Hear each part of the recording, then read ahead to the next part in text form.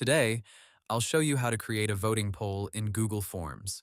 If you want a quick way to collect votes for a favorite option, a class decision, a team choice, or a simple survey, Google Forms works really well for that.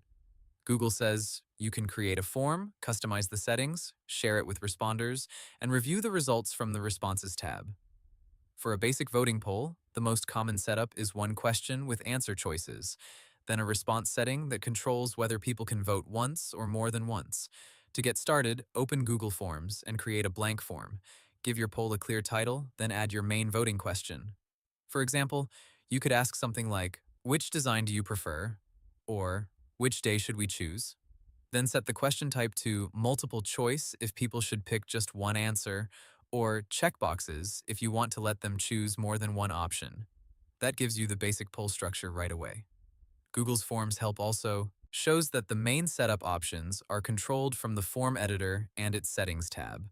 Now let's look at the most important setting for a poll. If you want each person to vote only once, go to the settings tab, open the responses section, and turn on limit to one response. Google says this setting restricts users to a single submission. If you leave it off, people may be able to submit the form more than once, which can be useful for feedback forms, but usually not for a one-person, one-vote poll. If you want people to see the poll results, Google also has a setting for that.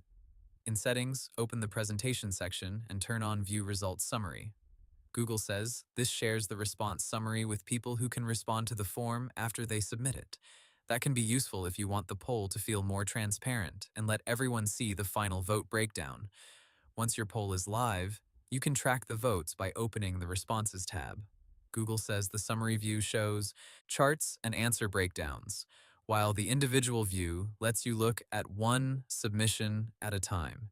You can also send the responses to Google Sheets if you want to sort, analyze, or save the voting data more easily. One more thing to keep in mind is that Google Forms is great for simple polls, but the quality of the results depends on how you set it up. If you allow multiple submissions, people may vote more than once. If you turn on one response only mode, responders usually need to sign in, which adds more control but may reduce participation slightly. So the best settings depend on whether your poll needs to be casual, anonymous, or more controlled. And that's how to create a voting poll in Google Forms. Hope the tutorial was helpful, subscribe to my channel, and see you in the next video.